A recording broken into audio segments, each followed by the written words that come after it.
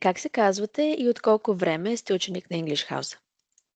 Здравейте, казвам се Василка и от 3 месеца изучавам английски язик при вас, като имах удоволствието да се включа в два успоредни курса, което беше много полезно за мен. А защо решихте, че имате нужда от уроци? Английски език ми е наистина много необходим в работата и това, с което се занимавам.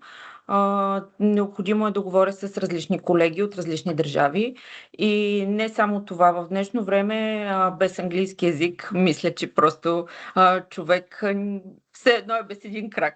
Така че Мгм. той просто е задължителен. А защо се спряхте на уроци с нейтив преподавател?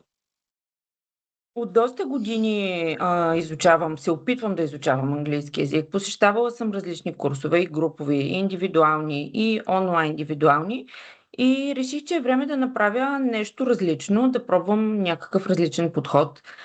Поради тази причина в Фейсбук ми излезне вашата публикация с native преподавател и аз изгледах видеа на ваши ученици, които са учили.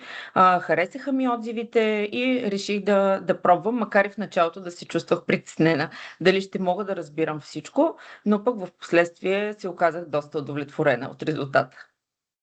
А какви бяха предимствата на Fluency Workshop и Conversation Classes, двата курса, които минахте? Това, което казах, че имам удоволствие заедно да изкарам двата курса успоредно, на Fluency Workshop наблягахме повече на граматиката, на Conversation повече в разговорите. И когато изучавах успоредно и граматика и упражнявах и говорене, е много по-лесно да разбереш и да приложиш знанията си от граматиката директно в conversation. А и преподавателя, когато направиш грешка, обяснява с допълнителни изречения, допълнителни синоними, за да можеш ти да разбереш думата, която всъщност не знаеш или не си успял да разбереш в самия разговор. Мгм. И курсовете също бяха онлайн, така че какво мислите за онлайн обучението при нас? Курсовете, да, бяха онлайн, което беше много удобно за мен, тъй като работата ми е свързана с много пътуване. Те бяха вечер, след работно време и е много удобно, поне за мен и за хора, вероятно от подобен тип, които са свързани с доста пътувания, защото ам, винаги отнема време, докато отидем до даден курс, да бъдем наживо. А така с камери, с хората, които контактувахме, също беше много приятно.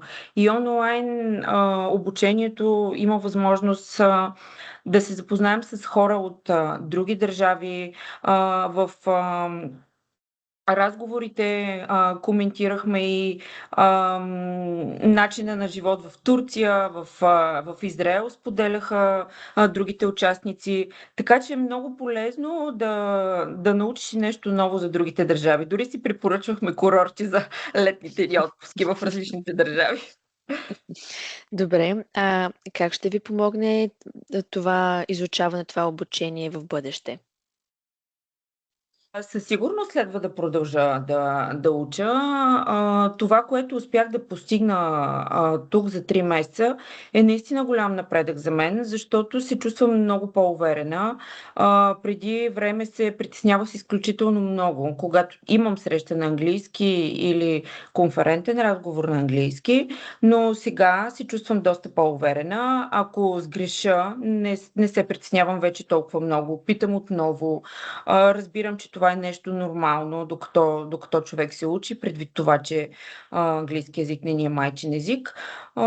Доста по-флуентли ми върви самия разговор като изречения, като подредба на думи също.